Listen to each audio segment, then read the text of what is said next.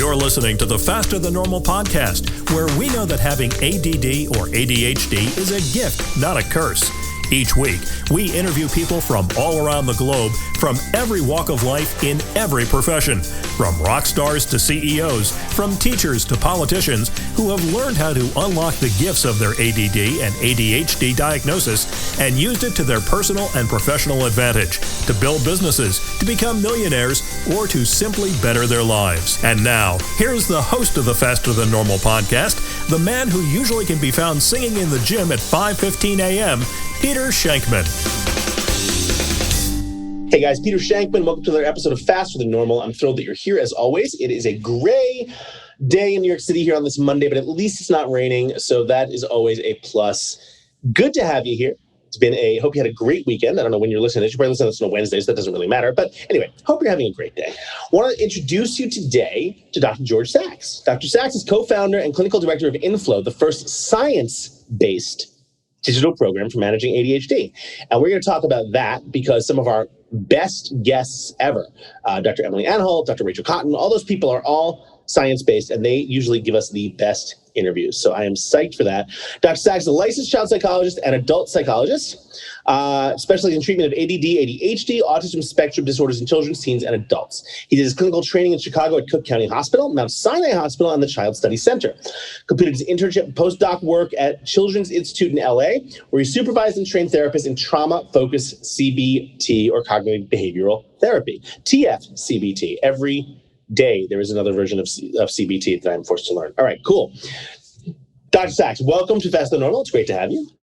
Thank you very much. It's great to be here. I was just saying, in classic ADHD style, I didn't have you on my calendar, and we don't know who was at fault, but that's okay. This is what we do. Right. That is the challenge with ADD and having my own ADD.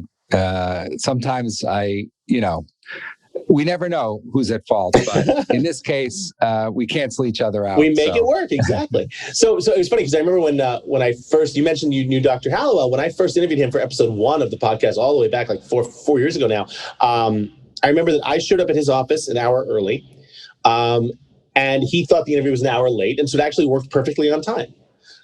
See, there you go. We wound up meeting, but yeah, it happens. So tell us about, you focus and specialize in ADHD. Tell us what it's been like over the past, let's say 10 years, right? What trends have you noticed in ADD, ADHD? Have you noticed, I mean, a lot of people have said they've seen an explosion in new cases, an explosion in diagnosis. Tell us what you've seen from a clinical standpoint. Well, obviously, so I'm a clinical psychologist. I have that practice on the Upper West Side of Manhattan, specializing in the testing and treatment of children, teens, and adults with ADHD. I also focus on autism, ASD, and Asperger's, although that is not the term used anymore, but that is the one I prefer. So I've been working with ADHD for a long time. I myself have ADHD and have had it my whole life, but only realized it in my 30s. I'm now 52. But I think the biggest change really is this focus away from attention problems or focus problems to executive functioning deficits. And executive functioning really includes a lot of different areas: organizational deficits, time management problems, self-control, impulsivity issues, emotional dysregulation. So those are just a few, but decision-making and organization. So it really affects a lot of areas of our lives. So I see that as a big focus and change that I'm working on, and that's what we're working with Inflow on, bringing information and tools and techniques on how to overcome executive functioning deficits. So that's a big change I've seen. Also, I have to say that another big change is the interest in neurodiversity. Right. And I think this is wonderful, this idea that, 10 years ago, ADHD was a problem to be fixed and a disorder, and there was a heaviness to it. But now I see, the culture and society moving towards an acceptance of neurodiversity. And that's wonderful, because I think people with neurodiverse minds can really add to and change the world. I totally agree. And it's interesting because I'm a lot of the work I do is with companies and corporations and sort of how they're learning to embrace the neurodiverse employee. Realizing that it's a value. There's a value there to hiring people with different brains, and that they do benefit. So it's nice to see that that you're seeing that in other areas as well. Let's talk science. Let's talk about the concept of inflow. What is it? How'd you come up with it? What does it do? Well, Inflow is a science-based learning program on the mobile phone. It's an application to help people with ADHD reach their full potential. And myself, and as the clinical director, teamed up with two amazing entrepreneurs, one from England and one from South Africa. And together we have built this amazing program for people with ADHD. It's interesting because it's for people with ADHD by people with ADHD, myself included. But the entire team really, I would say 50% of us, the greater, larger team here has some form of neurodiversity. So we really understand, the problems with ADHD, and the learning modules are not just formulaic, information about getting another plan or things like that. Mm-hmm. It's really things that I've found effective with my clients and work for myself. So they're really creative solutions to managing some of the difficulties of ADHD. The program is based on CBT, cognitive behavioral therapy. So what's unique about the app is that not only do we give psychoeducation in this unique way, creative, unique solutions for people with ADHD, but we have challenges. So each day you're provided with a challenge and you have to apply that in your real life. For example, we coach in the app something called a launching pad, and that's kind of a bowl or a dish or a place near the door where you put your keys, your wallets, and things like that, so that you don't have to scramble for them in the morning. And then the challenge is you have to actually use it and then come back on a daily basis to the app and swipe that you've done it. And of course, over time, it becomes habitual and a new tool is learned. Interesting. Talk about how you believe that technology has helped people with ADHD.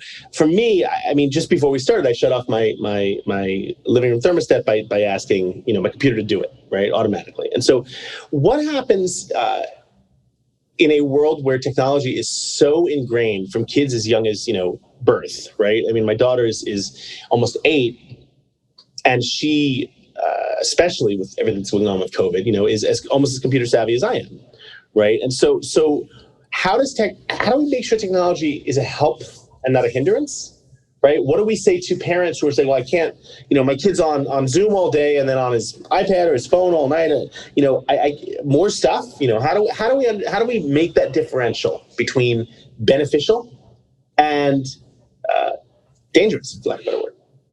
Well, it's a good question, and I get that a lot in my practice, particularly from parents of teenagers and children. But adults can also struggle with this balance, and it really is a balance, because I think technology can really be an amazing tool. I myself have grown tremendously with Google and Google Calendar and Gmail and the integration of all those, and in my phone. So I think for people, I can't help but email you. There's my Google Home in the background, which, by the way, is amazing as well. So my point is, it can be an amazing thing with moderation. And I see, tens, maybe 100 people, a year at my practice. I don't know. It's not as many as the app can reach. And so that was one of the exciting things about doing Inflow, the app, is that now I can, teach and coach as many people as download the app. And we're providing it to all over North America, Canada, Australia, UK. So as therapy and group therapy for ADHD and even ADHD coaching can be very expensive. And the research I've done is that there's 33 psychologists per 100,000 people and 9 psychiatrists per 100,000 people in the United States. Wow. So, the challenge is, technology offers us an opportunity to bring real tools, ADHD learning to as many people as possible. So I think in that way, it's very positive. But yeah, I mean, if you're taking your phone to bed and you're up till 2 a.m, it's going to impact your life. Well, here's an interesting question, because you said that it's fine with moderation, but ADHD, we're not known for moderation. Quite the opposite. We're known for, all or nothing. We don't moderate and eat 2 slices of the pizza. We eat the pizza, right? So we have to learn ways around that. So how do you focus on implementing moderation to a brain that isn't necessarily able to accept it as easily as other brains? Well, these are things that I coach in my practice and are also in the app. And there's a couple tools that we use, but I mean, I think out of sight, out of mind is one of the easiest. And, if we see something, we're triggered. So I think in many cases, removing that from your eyesight is something that will reduce, the trigger to eat more. So do you put a time limit on it, as it were? What's that? Like a time limit? No, I mean, like physically removing it from your refrigerator, or like there's foods that I want, but I can't buy because I'll just eat the entire box. But what I'm talking about specifically is electronics, right? If you mentioned that you have to put a sort of a limits on your electronic usage, right? But that's easier said than done most of the time. Well, I mean, it can be as simple as removing the app from your home screen, right? Something like that. I mean, that's the way, at least for me, when I may miss it for a day or two, but then it's like gone and I don't miss it. Mm-hmm. So, I mean, there does need to be some boundaries set and some, personal limitations put in. But I think, that concept of out of sight, out of mind is really important. The other one, which is harder to develop, but I think the best actual treatment for ADHD is mindfulness and meditation. And some people say, well, I can't do that. That's, I can't sit for any period of time. But what one of the modules in the Inflow app is on mindfulness. And it's just, it's really just creating a sense of being in the present moment and slowing ourselves down so that we can make better decisions about whether to indulge in that thing or to impulse buy that thing. So, I mean, these are the two things that work for me. Is one is to literally remove it from my sight, and two, to slow myself down and practice mindfulness on a daily basis to be able to make better decisions. Yeah, that makes sense. I mean, the premise that, for me, if it's not, again, same thing with the food. If it's not in the fridge, I'm not going to have it, right? If the app to order the delivery is not on my phone, it's going to be harder to use. Talk for a second about the last year, right? I mean, we've been in just a crazy time. And I know that for me, a lot of my rituals and a lot of the things that I use to sort of keep me focused and working and beneficial have really gone out the window, right? I'm not on a plane anymore 2 or 3 times a week. It's been very tough to sort of build that back. What have you seen, with your clients and what you've heard in the industry? What have you seen in terms of how people are handling that? Because it's tough for anyone, but I think when you have ADD and ADHD and you're very set on rituals and routines, to just sort of be thrown into even now, right? I mean, school is open for a week or two, and then someone catches COVID and it's shut down for 2 weeks. There's no stability anymore. Yeah, I mean, it's really interesting. It's been a year, I think, and about a month ago, I started seeing, people really crashing. Mm-hmm. And particularly teenagers were really suffering because they need that social interaction, and kids too. But with ADHD, we need the script. We need the rituals. We need the outline of how we're going to go, and not have to think about it. So any tips or recommendations on what kids or even adults can do to sort of get a little bit of that back when it's hard to find? Okay, well, this is a big tool that I like, and I call it externalizing the motivation. And most people with ADHD struggle to get things done and to do things because, as Dr. Barkley says, one of the gurus in the field, he says that the internal voice of willpower in people with ADHD is weak. So we actually have to externalize it. And for me, that means I've really put everything on, anything that I struggle to do, I externalize.